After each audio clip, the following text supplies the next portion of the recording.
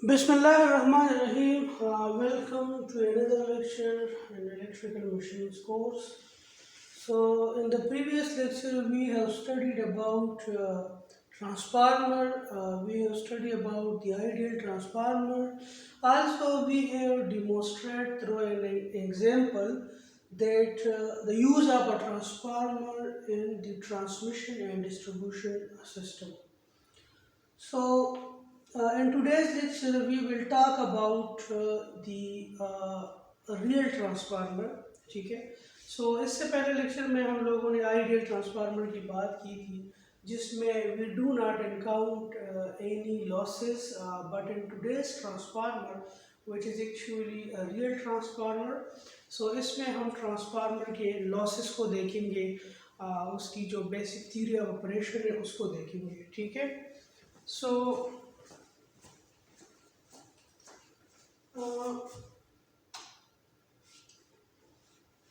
now let's suppose this is a single phase transformer.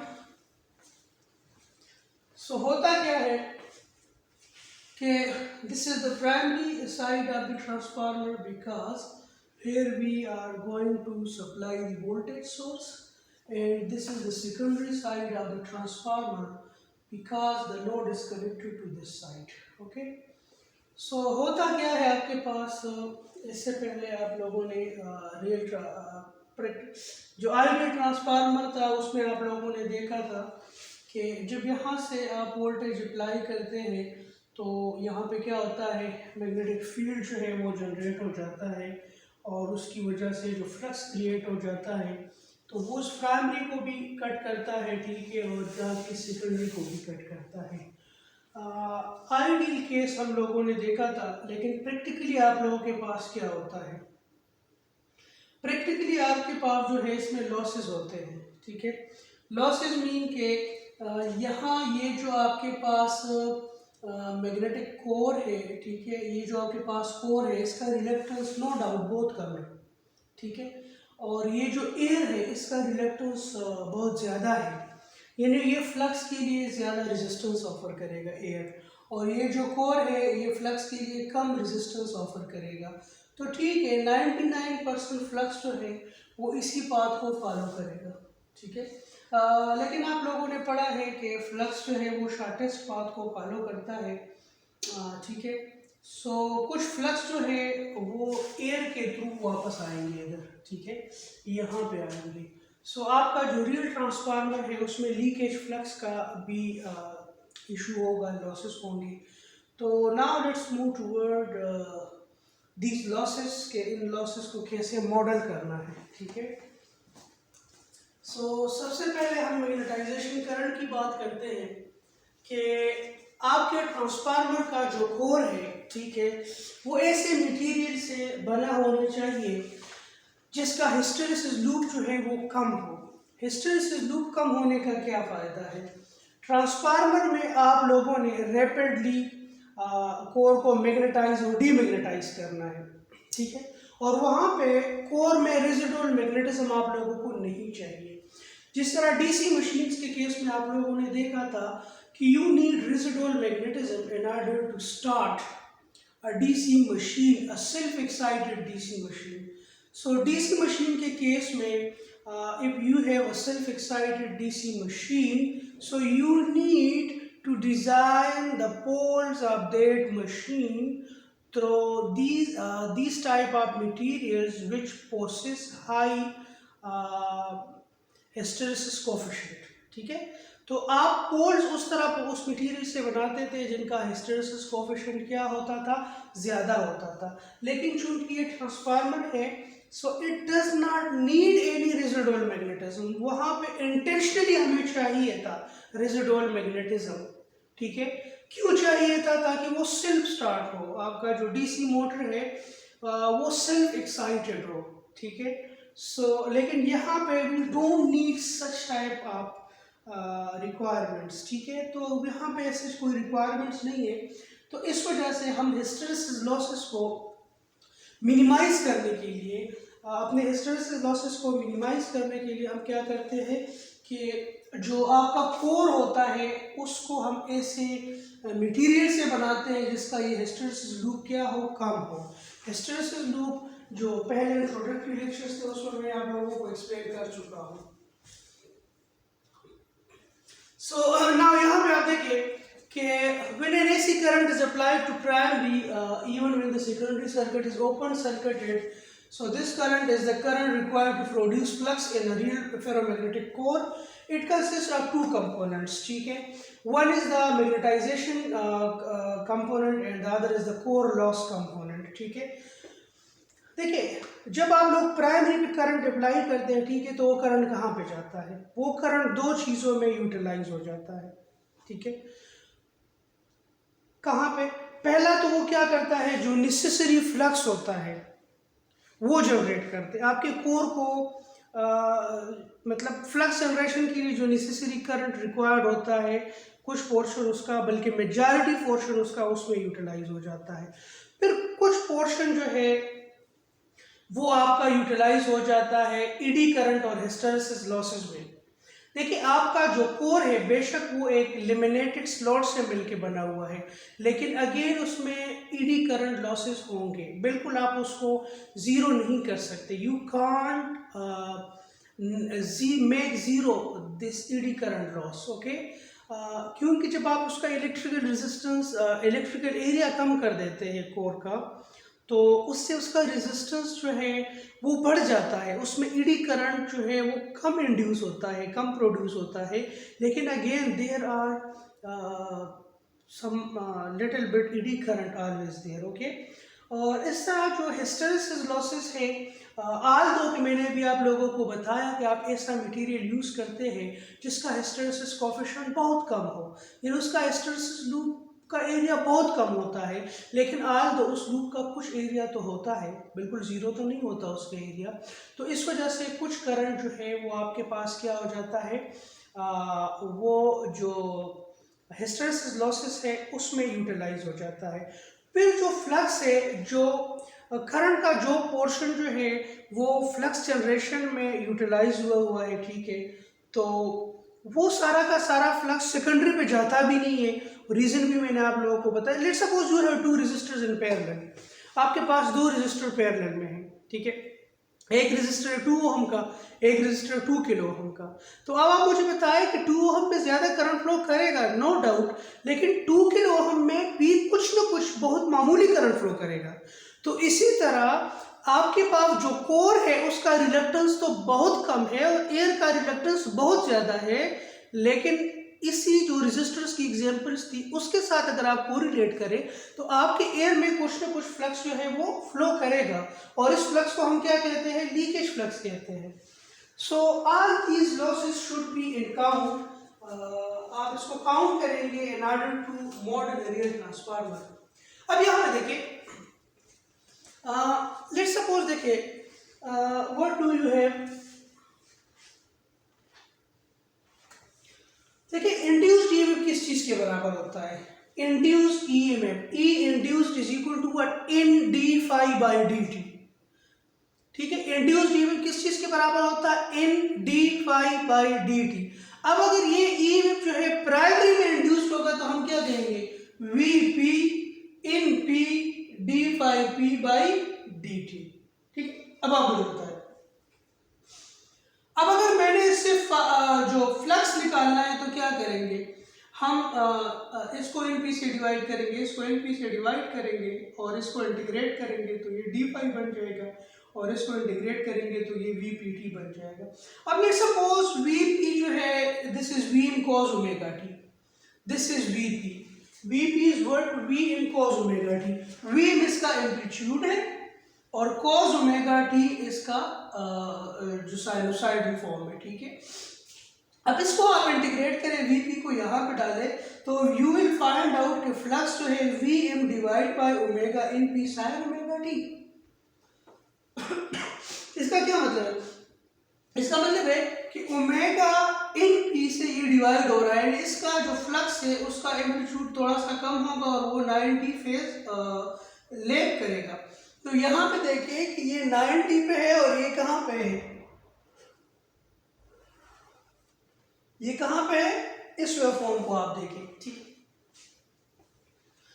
जब आप इस वेवफॉर्म को देखते हैं तो इससे आप लोगों को पता चल जाता है कि आपका जो वोल्टेज है, जो प्राइमरी वोल्टेज है और प्राइमरी फ्लक्स है, उसके दरमियान आपके पास क्या है, रिलेशन क्या है। रिलेशन आपके पास ये है कि इनमें 90 डिग्री का फेज शिफ्ट होगा।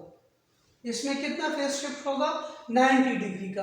अच्छा, जब ये फ्लक्स जो है आके, ये फ्लक्स जब क्या करता है, आपके कोर में से फ्लो करता है, तो उसका जो हिस्टेरेसिस लूप बनता है वो कैसे बनता है, ये देखिए, दिस इज मैक्सिमम फ्लक्स, तो ये, और दिस इज मिनिमम फ्लक्स, और इसके दरमियान ये जो हिस्टेरेसिस लूप मैंने आप लोगों को बताया था, ये एक्चुअली वो लूप है, ठीक है, लेकिन इसका एरिया बहुत कम है।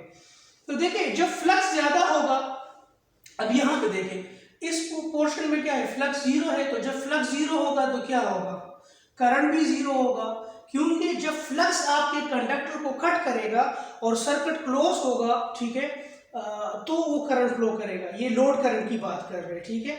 और अगर हम मैग्नेटाइजेशन करंट की बात कर रहे हैं, यानी आपके पास वो current that is responsible for the magnetization, तो वो कब होगा, ये यहाँ पे देखें, यहाँ पे आप देखें इसके साथ, यानी यहाँ पे मैग्नेटाइजेशन करंट क्या है, जीरो है। अब मैग्नेटाइजेशन करंट जो है वो बढ़ रहा है, यहाँ पे मैग्नेटाइजेशन करंट क्या है, मैक्सिमम है। तो जब ये मैग्नेटाइजेशन करंट मैक्सिमम है तो फ्लक्स क्या है, मैक्सिमम है। अगेन ये कम हो रहा है, इस पोजीशन पे आया, मैग्नेटाइजेशन करंट यहाँ पे क्या है, जीरो है, फ्लक्स जीरो हो गया है। यहाँ पे आप देखें तो this is the magnetization current, ठीक है। ये आपके पास फ्लक्स और मैग्नेटाइजेशन करंट का एक पिक्टोरियल रिप्रेजेंटेशन आप लोगों को दिया गया है, ठीक है, ताकि आप लोग इसको देख सकें। ये अब अगर हम कुछ लॉसेस पढ़ेंगे तो उसको मॉडल करना हमारे लिए इंतहाई ईजी हो जाएगा, ठीक है।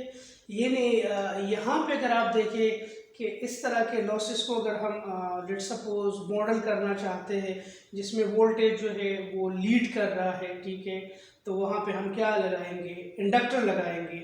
लेकिन अगर उससे आपका रिजल्टेंट वोल्टेज कम होता है तो वो हम सीरीज में लगाएंगे, और अगर रिजल्टेंट करंट पे इफेक्ट पड़ता है तो वो हम क्या करेंगे, वो हम पैरेलल में लगाएंगे, ठीक है। तो now we have to we are actually going toward the equivalent circuit of the transformer, ठीक है। तो now let come toward the leakage flux. अब लीकेज फ्लक्स को आप देखें, मैंने आप लोगों को कहा था कि मैक्सिमम फ्लक्स जो है वो म्यूचुअल फ्लक्स होगा, और वो कहाँ पे होगा, वो इस कॉइल के अंदर होगा।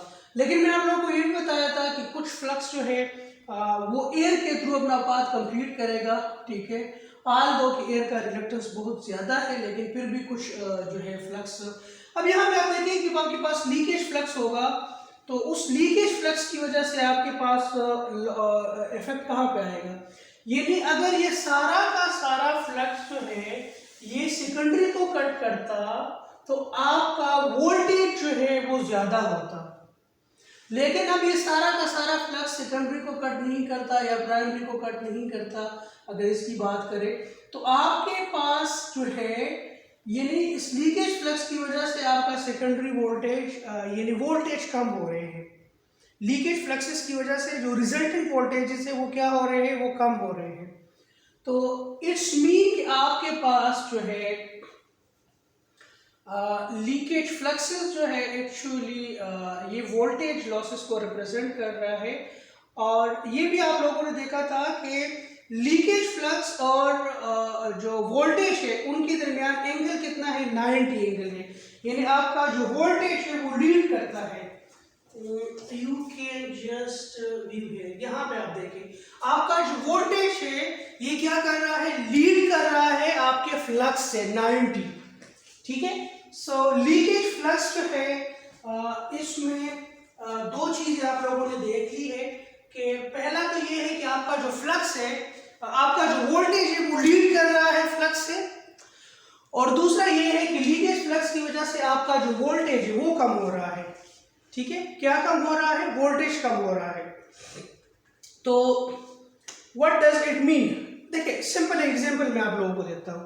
Let's suppose you have input voltage of 5 volt and output voltage of 3 volt. So what does it mean, it mean कि आपके पास 2 वोल्ट्स इसमें लॉस हो रहे हैं, तो उस लॉस को आप कैसे मॉडल करोगे कि आप लिखेंगे इनपुट वोल्टेज, सीरीज में एक रेजिस्टर लगाओगे जिस पे 2 वोल्ट का ड्रॉप होगा और फिर आप आउटपुट लेंगे, ऐसा ही है।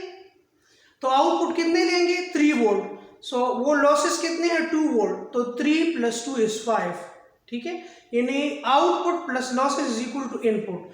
तो वोल्टेज लॉसेस को रिप्रेजेंट करने के लिए आप सीरीज में लगाते हैं कंपोनेंट, और करंट लॉस के लिए आप क्या करते हैं पैरेलल में लगाते हैं।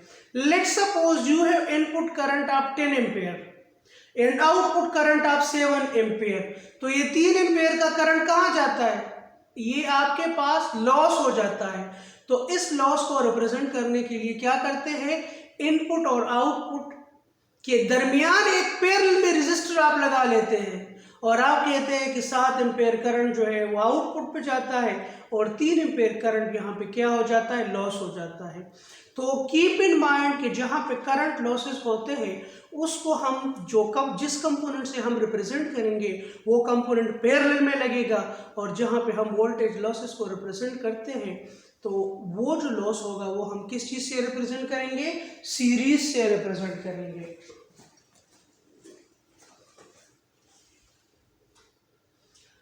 अच्छा, अब यहाँ पे देखिए कि आप लोगों के पास जो ट्रांसफार्मर में कितने लॉसेस हैं, ठीक है। सबसे पहले आपके पास ट्रांसफार्मर में जो लॉस होता है उसे हम कॉपर लॉस कहते हैं, यानी I2R लॉसेस। अब I2R लॉसेस में क्या होता है कि आपका ट्रांसफार्मर का प्राइमरी होता है, सेकेंडरी होता है, उसके ऊपर आप लोगों ने कॉपर से वाइंडिंग की होती है। तो जब आप उन कॉपर को कोई करंट देते हैं, कोई वोल्टेज देते हैं, तो उसमें क्या होगा, उसकी अपनी रेजिस्टेंस होगी, उसमें से करंट फ्लो करेगा, तो वहाँ पे I2R लॉसेस होंगे। तो the first loss is the copper I2R losses, and copper losses are the resistive heating losses in the primary as well as in the secondary windings of the transformer. They are proportional to the square of the current in the windings, ठीक है। इसी तरह eddy current losses जो है, eddy current losses और hysteresis losses दोनों को मिला के उसको हम कोर लॉसेस कहते हैं। अब ये जो कोर लॉसेस है, आपका जो कोर है वो किसी मैग्नेटिक मटेरियल से मिलके बना होगा, फेरोमैग्नेटिक मटेरियल से मिलके बना होगा। उस फेरोमैग्नेटिक मटेरियल की उसमें जो है उसका अपना कोई हिस्टैरिसीस कोएफिशिएंट होगा, वो हिस्टैरिसीस लूप बनाएगा, मैग्नेटिक डोमेन रिवर्सल, ठीक है, वो फिनोमेना उसमें होगा। तो वो हिस्टैरिसीस लॉसेस जो है वो आपके पास होंगे, लाजमी बात है।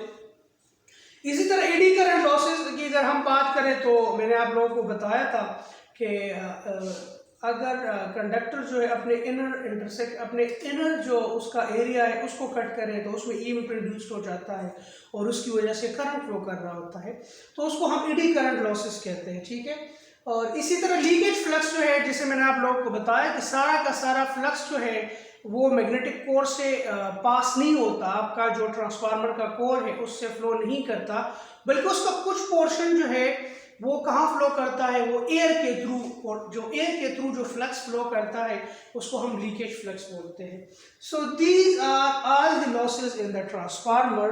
Now we have to count these losses and to draw a real equivalent model for a transformer. सो सबसे पहले जिस लॉस को हम कैटर कर रहे हैं वो आपके पास है leakage flux and the copper losses. तो आपके पास यहाँ पे देखिए कि आपका जो कॉपर लॉस है, ठीक है, वो चूंकि वोल्टेज कॉपर लॉसेस की वजह से आपका वोल्टेज जो है दैट सिग्निफिकेंटली ड्रॉप्स, ठीक है। सो इस वजह से हम इसको यहाँ पे कॉपर लॉसेस, प्राइमरी वाइंडिंग में जो कॉपर लॉसेस है उसको हम आरबी से रिप्रेजेंट कर रहे हैं, सेकेंडरी पे जो है उसको आरएस से रिप्रेजेंट कर रहे हैं। इसी तरह आपके पास जो लीकेज फ्लक्स है, तो जैसे मैंने आप लोगों को बताया था कि फ्लक्स और वोल्टेज, लीकेज फ्लक्स की वजह से आपके पास क्या होता है कि आपके पास वोल्टेज कम होते हैं, इंड्यूस्ड ईएमएफ कम हो जाता है। जब फ्लक्स कम होगा तो कम फ्लक्स जब आपके सेम कंडक्टर्स को कट करेंगे तो क्या होगा, कम ईएमएफ इंड्यूस्ड होगा। सो इट्स मीन कि आपका जो लीकेज फ्लक्स है ये रिजल्टेंट वोल्टेज को इफेक्ट करेगा। सो इस वजह से हम इसको सीरीज में लगा रहे हैं, क्योंकि this is a voltage loss. अगर आप देखें तो ये वोल्टेज लॉस है, लेकिन इंडक्टर क्योंकि आपका जो वोल्टेज और फ्लक्स है उनके दरमियान क्या है, एंगल 90 है। वोल्टेज और फ्लक्स के दरमियान एंगल क्या है, 90 है। ये भी इससे पहले स्लाइड में मैं आप लोगों को दिखा चुका हूँ। यहाँ पे आप देखें, सो वोल्टेज और फ्लक्स के दरमियान जो एंगल है ये आपके पास 90 है, यानी वोल्टेज लीड कर रहा है 90। यहाँ पे आप देखें voltage is leading the flux by 90। ये अगर आप लोगों के पास वोल्टेज है, so this is the flux. तो इस वजह से मैं इसको एक इंडक्टर से मॉडल कर रहा हूँ। इंडक्टर से क्यों मॉडल कर रहा हूँ,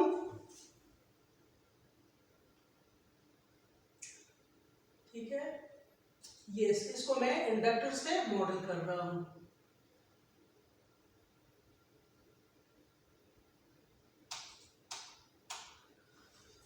सो इसी तरह ये आपके पास प्राइमरी में भी हो रहा है, सेकेंडरी में भी हो रहा है। तो this is R P J x P R S J x S, ठीक है। सो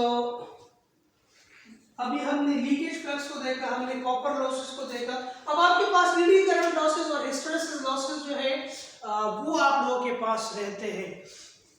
सो the magnetization current is modelled by JXM in parallel as it reduces current and core losses can be modeled by RC। अब आप मुझे बताएं कि core जो losses है, यानी अगर आप उसकी बात करें, ईडी करंट लॉसेस की बात करें, तो ईडी करंट लॉसेस जो है that actually significantly reduces the output current, so that is why it is modeled by a resistor that is in parallel, okay। And JXM actually it represent the magnetization current IM, okay। तो this is ED current और hysteresis current, यानी अगर आप लोगों ने core losses जो है, these are core losses and you can say these are copper losses, ठीक है। सो ये आप लोगों ने कोर लॉसेस और कॉपर लॉसेस को आप लोगों ने मॉडल कर दिया। अगेन मैग्नेटाइजेशन करंट जो है इस वजह से JXM से आप लोग रिप्रेजेंट कर रहे हैं, because there is 90 degree phase shift and as well as it will significantly reduce the current, so that is why this is in actually this is the exact equivalent circuit of a real transformer. Now what we can do, we can transfer this impedance to the primary and also we can transfer this impedance to the secondary। तो अगर इस impedance को आप primary पे लेके आने चाहते हैं तो टर्न रेशो के स्क्वायर इन अल्फा स्क्वायर से इसको मल्टीप्लाई करें। अगर इसको आप इधर लेके आना चाहते हैं तो अल्फा स्क्वायर से आप क्या करेंगे, डिवाइड करेंगे, ठीक है।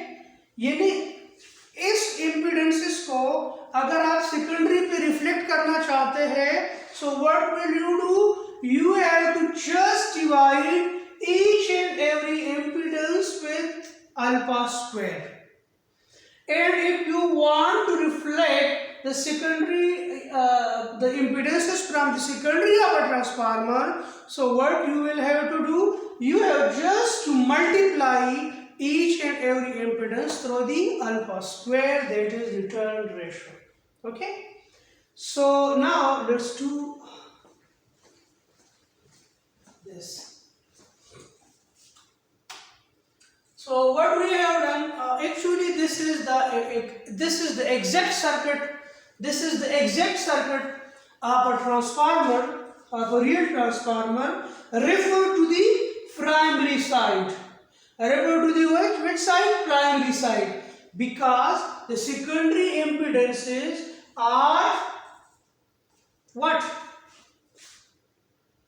reflected into the primary side, okay। So this is multiplied by alpha square, this is divided by alpha, this is multiplied by alpha। ये आप लोगों ने जो ट्रांसफार्मर का इससे पहले लेक्चर देखा था तो उसमें मैंने आप लोगों को ये बताया था कि जब आप सेकेंडरी वोल्टेज को प्राइमरी पे लेके आना चाहते हैं, प्राइमरी करंट को सेकेंडरी पे लेके जाना चाहते हैं, तो ये अल्फा टर्न के स्क्वायर से मल्टीप्लाई होगा, डिवाइड होगा, ठीक है, अल्फा से मल्टीप्लाई डिवाइड होगा। तो this is the exact equivalent circuit of the transformer refer to the primary side. So अगर इसको आप सेकेंडरी साइड पे लेके जाना चाहते हैं, so what will you have to do, This is the exact circuit of a transformer referred to the secondary voltage. So secondary voltage में वहाँ पे अगर आप अल्फा स्क्वायर से मल्टीप्लाई कर रहे थे कंपोनेंट को, तो यहाँ पे आप डिवाइड करेंगे. This is simple.